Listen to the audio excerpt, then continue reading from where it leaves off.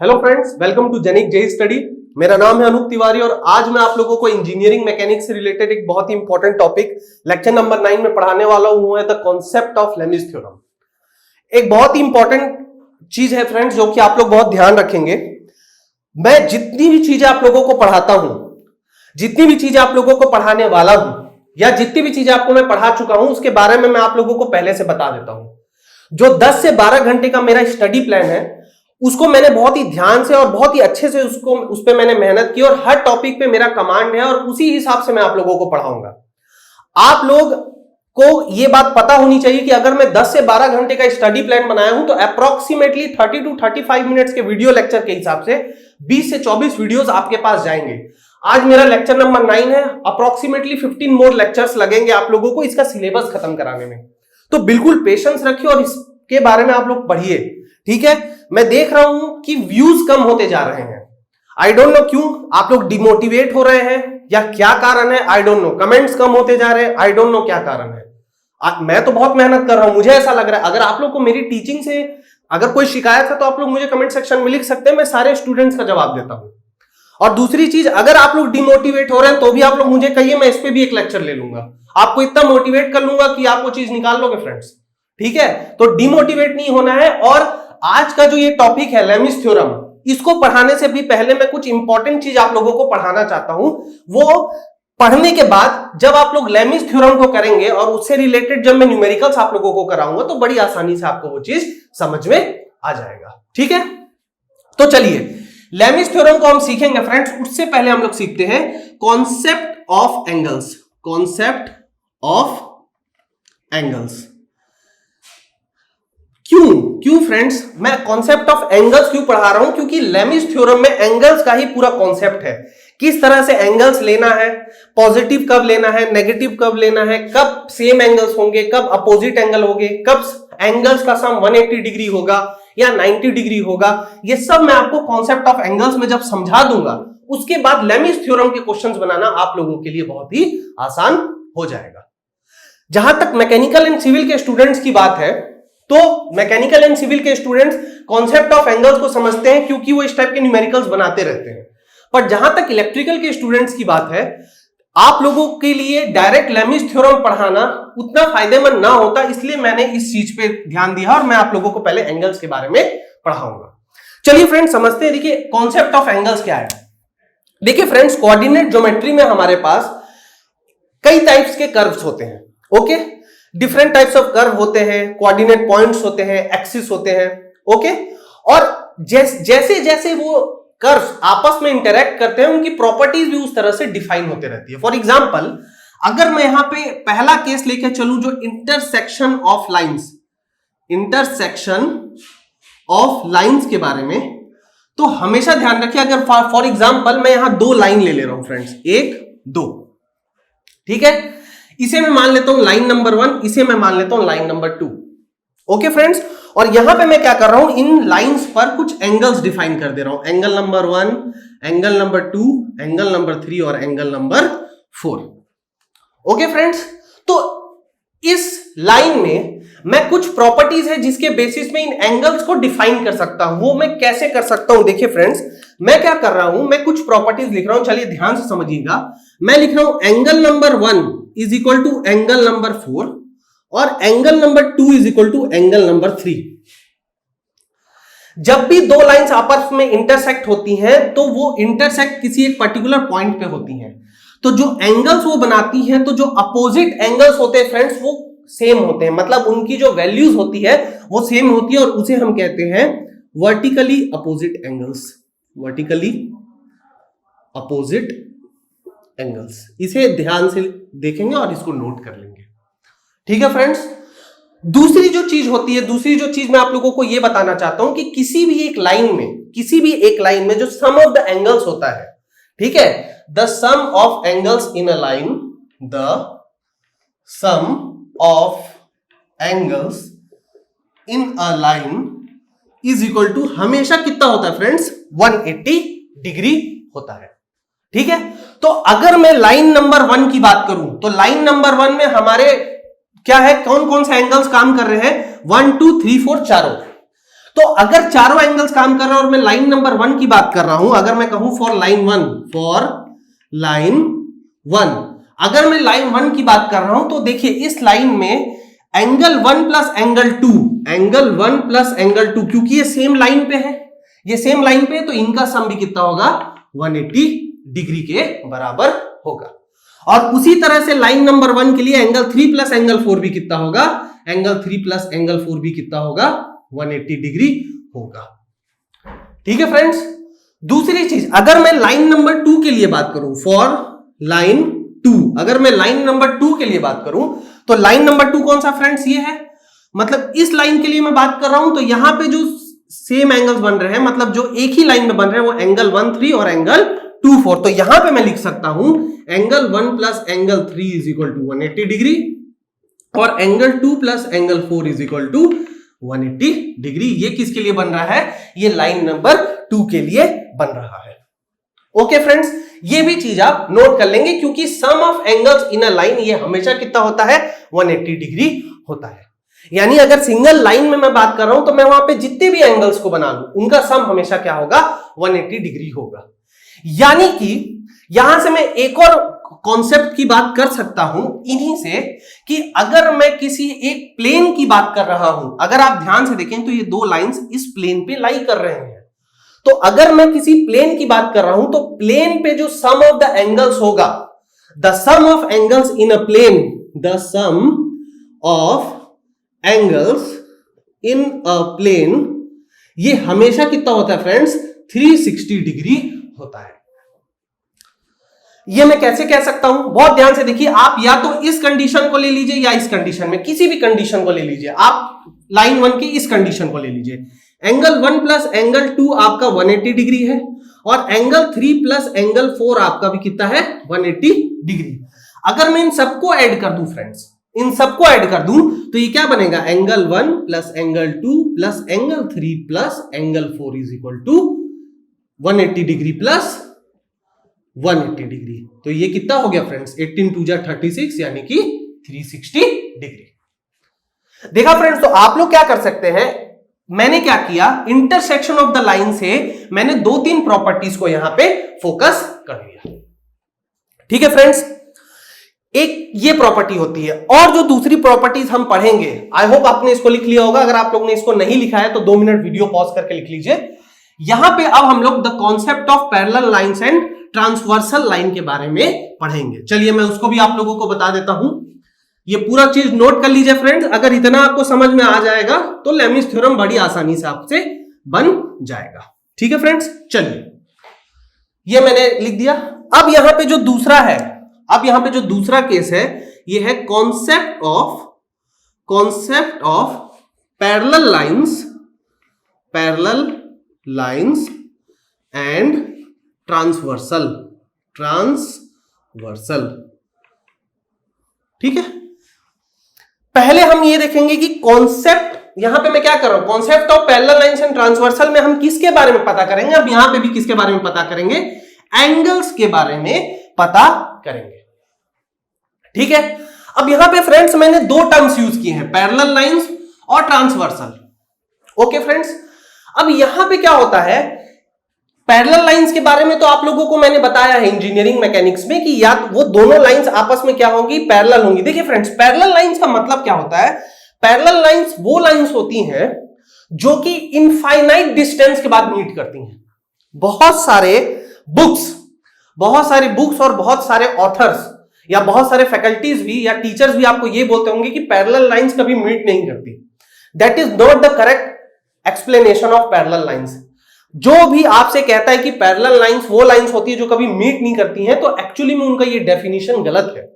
The actual definition is the parallel lines are those lines which meet at infinity.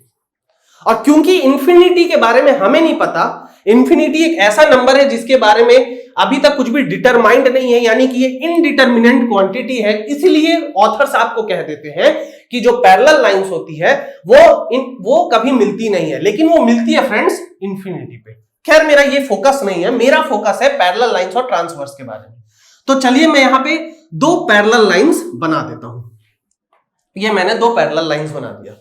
मैं मान रहा हूं कि लाइन ए बी और लाइन सी डी ये आपस में क्या है, पैरेलल है, यानी कि मैं लिख सकता हूं A B is parallel to C D. Okay friends, अब यहां पे मैं क्या कर रहा हूं, एक ट्रांसवर्सल ड्रॉ कर रहा हूं। ट्रांसवर्सल क्या होता है फ्रेंड्स? ट्रांसवर्सल वो कोई भी लाइन होता है जो पैरेलल लाइंस को इंटरसेक्ट करता है। बहुत ही ध्यान से समझिए, पैरेलल जो ट्रांसवर्सल लाइन होता है वो एक ऐसा लाइन होता है जो कि क्या करता है, इन पैरेलल लाइंस को इंटरसेक्ट करता है किसी भी एंगल से या किसी भी डायरेक्शन से। तो मैं क्या करता हूं, एक ट्रांसवर्स भी काट लेता हूं, इसको मैं मान लेता हूं EF। तो EF is a transversal line, या आप डायरेक्टली इसके मैं नीचे लिख देता हूं ट्रांसवर्सल। ठीक है, अब यहां पे फ्रेंड्स बहुत सारे एंगल्स आपके, चलिए मैं कुछ एंगल्स को भी डिफाइन कर देता हूं। 1 2 3 4 5 6 7 8 1 2 3 4 5 6 7 8। ठीक है, आप कोई भी नाम दे सकते हैं इन एंगल्स को, मैंने यहां पे टोटल 8 एंगल्स का नाम यहां पे दे दिया है। अब अगर मुझे इनमें से किसी भी एक एंगल की भी वैल्यू पता चल गई फ्रेंड्स, किसी भी एक एंगल की भी वैल्यू अगर आपको यहां से पता चल गई तो आप सारे अदर एंगल्स की वैल्यू निकाल सकते हैं। यस फ्रेंड्स, बिल्कुल आप लोग सही सुन रहे हैं। अगर इनमें से, इन 8 एंगल में से अगर मुझे एक भी एंगल का पता चल गया तो मैं बाकी सारे एंगल्स की वैल्यू निकाल सकता हूं फ्रेंड्स। कैसे? अगर वो दोनों पैरेलल लाइंस होंगी और उनमें से एक लाइन क्या होगी, ट्रांसवर्सल। अब देखिए ये कैसे होता है, इसको भी मैं आप लोगों को थोड़ा अच्छे से समझा देता हूं। देखिए फ्रेंड्स, एक होता है करस्पॉन्डिंग एंगल्स, एक होता है ऑल्टरनेट एंगल्स और एक होता है अपोजिट एंगल्स। क्या क्या कहा मैंने फ्रेंड्स, चलिए मैं फिर से आप लोगों को बता देता हूं। पहला होता है हमारा करस्पॉन्डिंग एंगल्स। थोड़ा समझते हैं कि करस्पॉन्डिंग एंगल्स क्या होता है। यहां पे मैंने क्या किया, आपको एंगल्स के बारे में दे दिया है। अब अगर मैं आप लोगों को डेफिनेशन के बजाय अगर डायरेक्ट एंगल से करूं तो आप लोगों को समझ में आ जाएगी कि करस्पॉन्डिंग एंगल्स क्या होता है। देखिए फ्रेंड्स, एंगल 1 एंड एंगल 5, देखिए एंगल 1 एंड एंगल 5, ठीक है, इसे कहते हैं करस्पॉन्डिंग एंगल्स। उसी तरह से एंगल 3 एंड एंगल 7 ये भी क्या होते हैं, करस्पॉन्डिंग एंगल्स। उसके बाद आप लिख सकते हैं angle 2 and angle 6, angle 2 and angle 6, ठीक है। और क्या लिख सकते हैं, एंगल 4 एंड एंगल 8। आप इसको यहां ना लिख के यहां मैं लिख देता हूं angle 2 and angle 6, angle 4 and angle 8। ये आपके क्या होते हैं, ये आपके करस्पॉन्डिंग एंगल्स होते हैं। तो यहां पे जो आप समझ रहे होंगे करस्पॉन्डिंग एंगल्स क्या होते हैं, अगर 1 के करस्पॉन्डिंग एंगल में निकालना चाहूं तो वो 5 होगा, 3 का करस्पॉन्डिंग एंगल 7, 2 का 6 और 4 का 8। और उसी तरह से मैं इनवर्सली भी बोल सकता हूं कि 5 का करस्पॉन्डिंग एंगल 1, 7 का 3, 6 का 2 और 8 का 4। तो ये आपके क्या होते हैं फ्रेंड्स, करस्पॉन्डिंग एंगल्स होते हैं। और हमेशा याद रखिएगा करस्पॉन्डिंग एंगल्स आर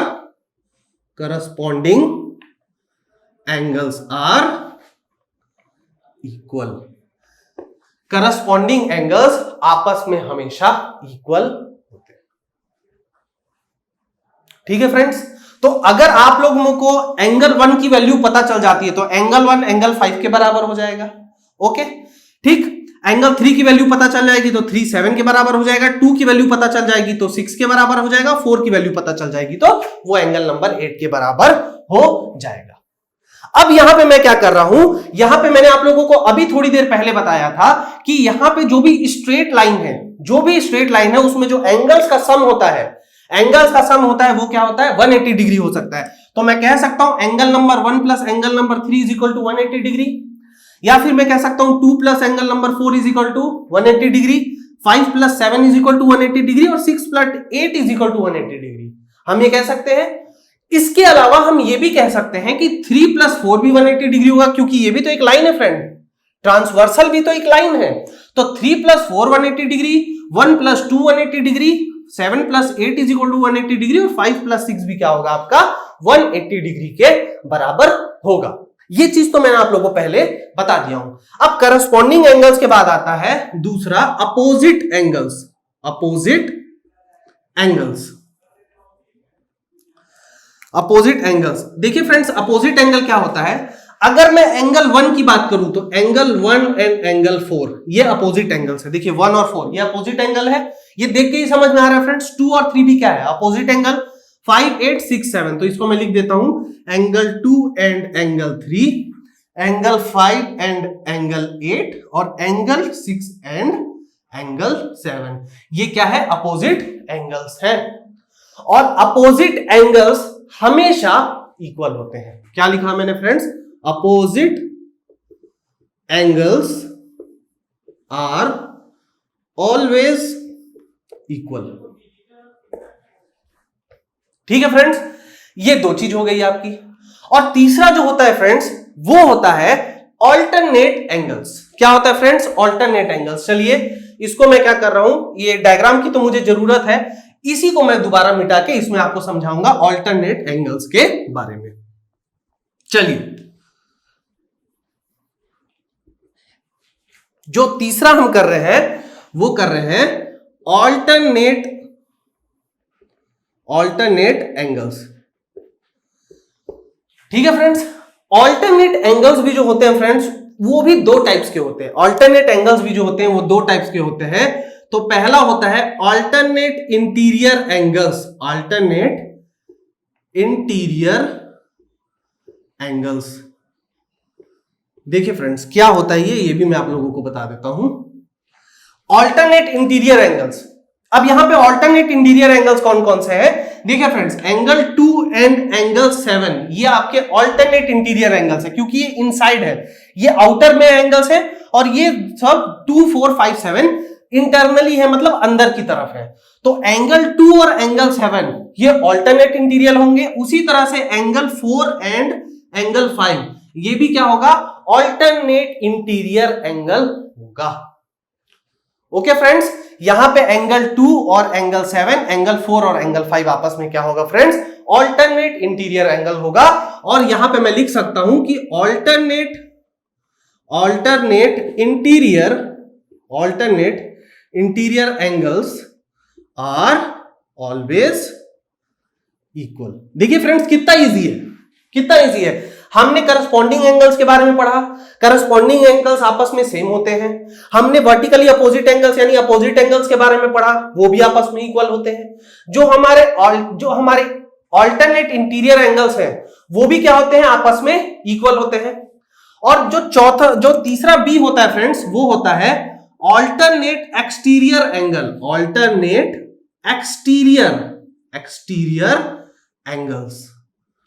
ठीक है, अगर मैं लिख रहा हूं ऑल्टरनेट एक्सटीरियर एंगल्स के बारे में, तो यहां पे देखिए एक्सटीरियर्स में कौन कौन से एंगल्स हैं? एंगल 1, 3, 5, 8, 6, 8।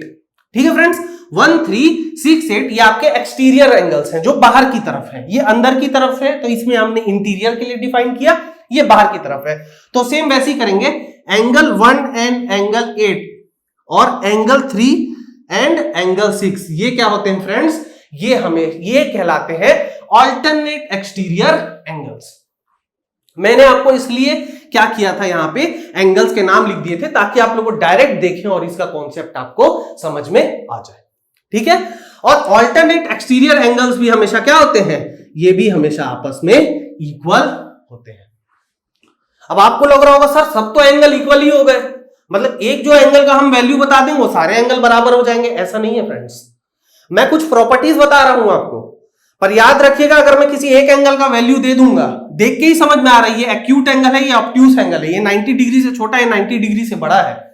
एंगल 1 90 डिग्री से छोटा है और एंगल 3 90 डिग्री से बड़ा है, तो पहली बात तो ये सारे एंगल्स तो सेम नहीं होंगे, कुछ ना कुछ वैल्यूज होगी इनकी अलग, बट हम ये सब प्रॉपर्टीज की use. Genic Prime is the new features by Genic Education where you will get 450 plus video series questions explanation, Prime Facebook group for doubt solving, assignments, live sessions and many more. If you are interested then visit website and join quickly. For any query call on 9837933283. करके अगर एक angle की भी value हमें मिल जाती है तो हम बाकी एंगल्स की वैल्यू निकाल सकते हैं इन प्रॉपर्टीज पे यूज करके।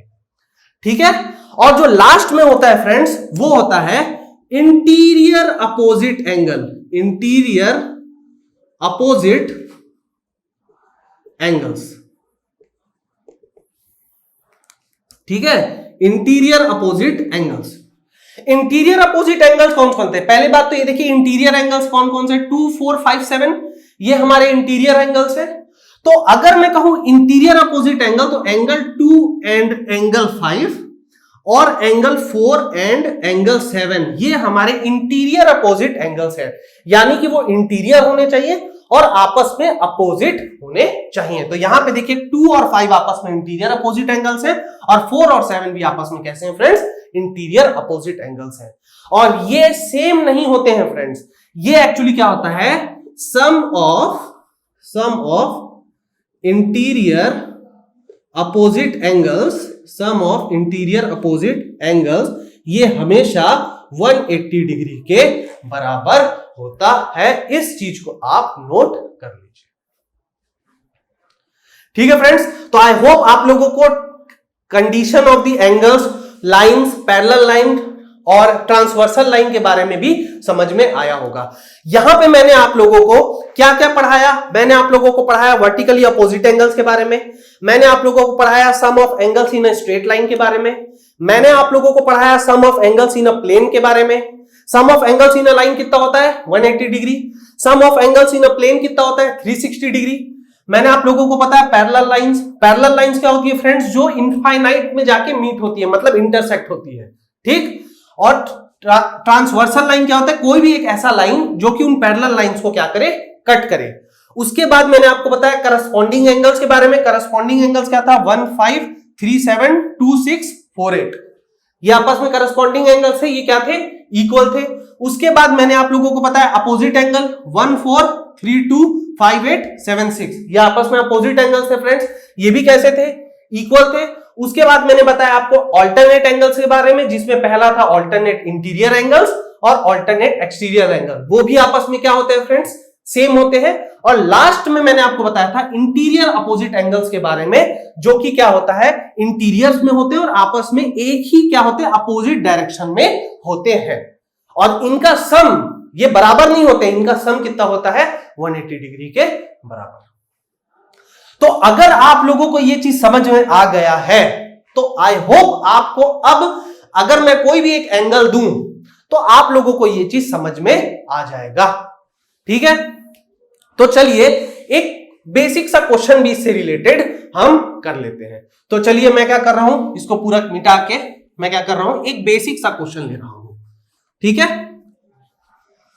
चलिए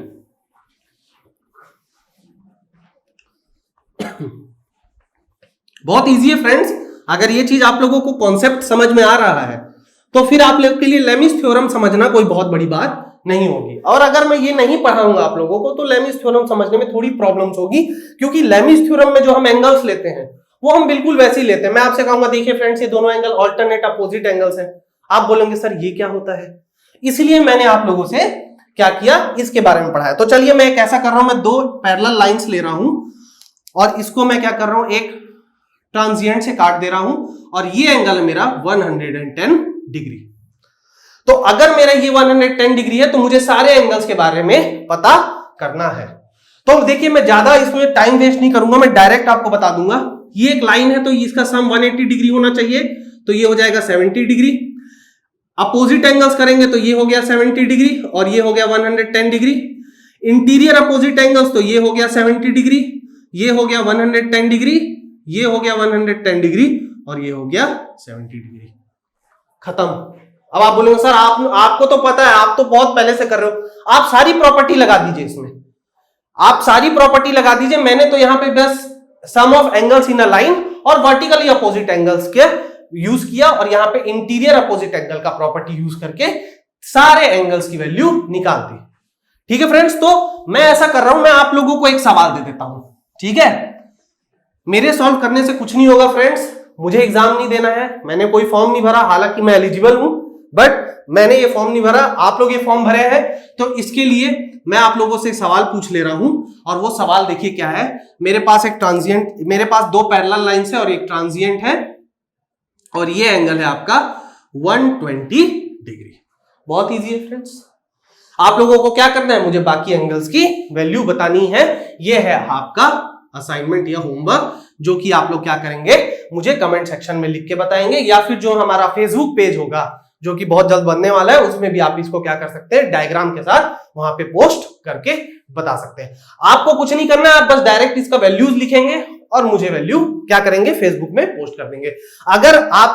अगर हमारा मैकेनिकल या सिविल का पेज नहीं बना है तो आप इलेक्ट्रिकल के पेज में भी पोस्ट कर सकते हैं। ओके फ्रेंड्स, तो चलिए अब हम लोग पढ़ते हैं लेमीज थ्योरम के बारे में। लेमीज थ्योरम के लिए मैंने इतनी मेहनत की, इतना आप लोगों को एंगल्स के बारे में बताया, तो चलिए मैं देखता हूं लेमीज थ्योरम। हमारा लेमीज थ्योरम जो है वो क्या कहता है, ठीक है। चलिए, if three coplanar forces acting on a point which is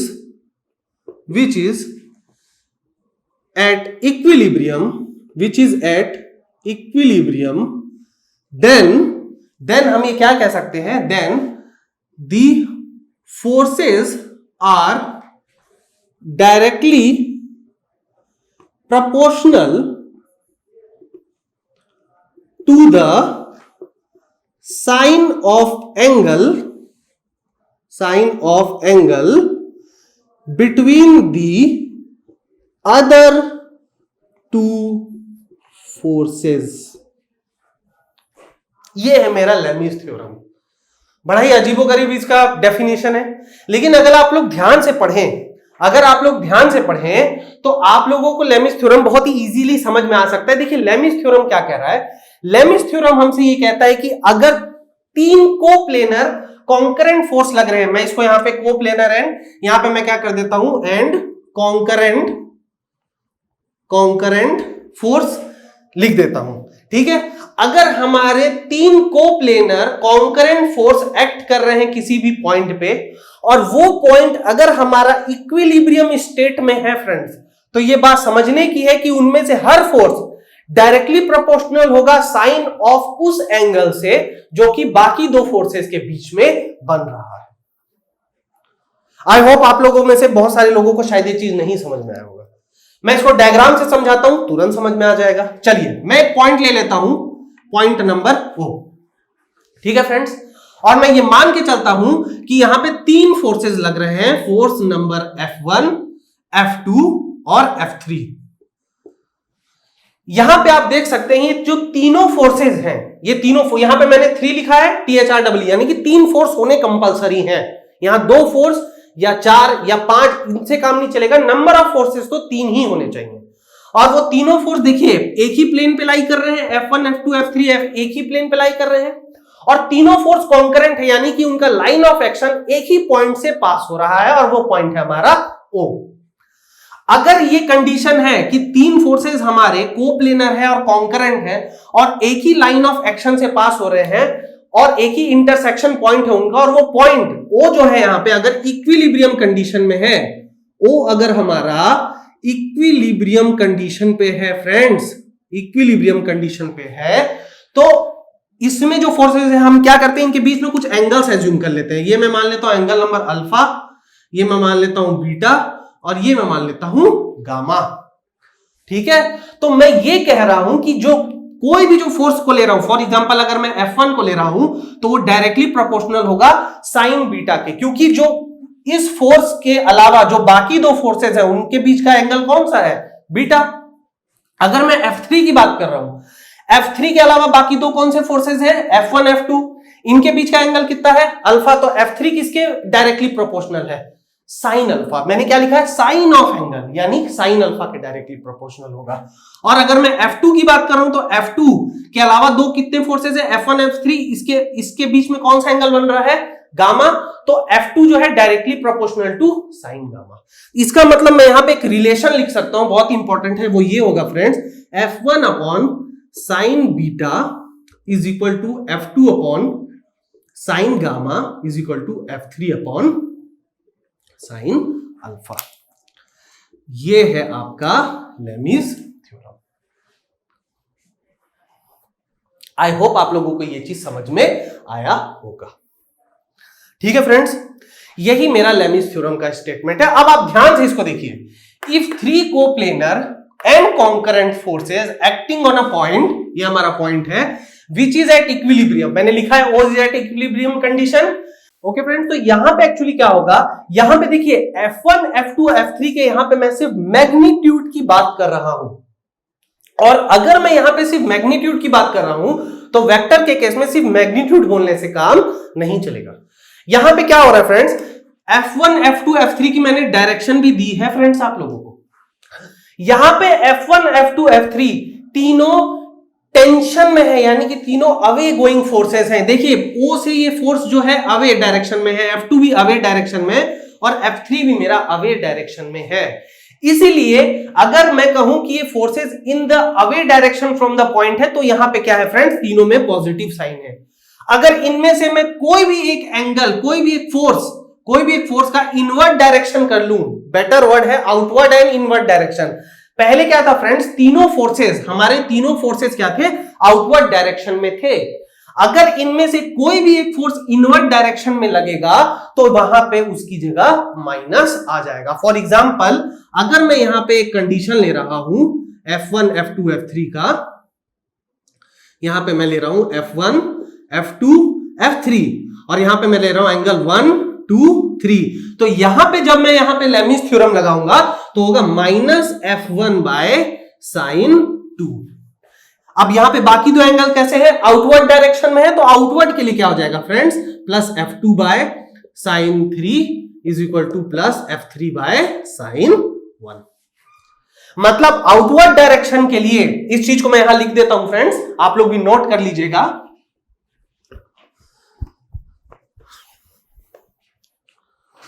For outward direction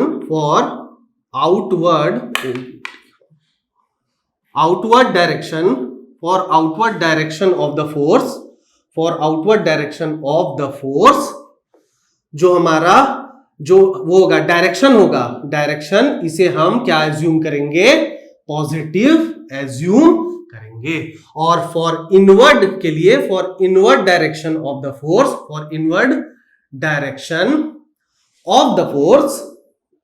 force मैं डायरेक्शन एज्यूम करूंगा वो मैं क्या एज्यूम करूंगा, नेगेटिव। ठीक है फ्रेंड्स, तो आई होप आप लोगों को ये कॉन्सेप्ट समझ में आ रहा होगा। ठीक है, तो लेमिस थ्योरम ये रहा। लेमिस थ्योरम का हमें एक ही फॉर्मूला यूज करना है, लेकिन हमें ये बात हमेशा ध्यान में रखना है कि फोर्स आउटवर्ड डायरेक्शन में हो रहा है कि इनवर्ड डायरेक्शन में हो रहा है। अगर आउटवर्ड डायरेक्शन में है तो हम फोर्स का जो मैग्नीट्यूड लेंगे वो पॉजिटिव में लेंगे, और अगर वो इनवर्ड डायरेक्शन में है तो उसका क्या लेंगे, हम नेगेटिव डायरेक्शन में लेंगे।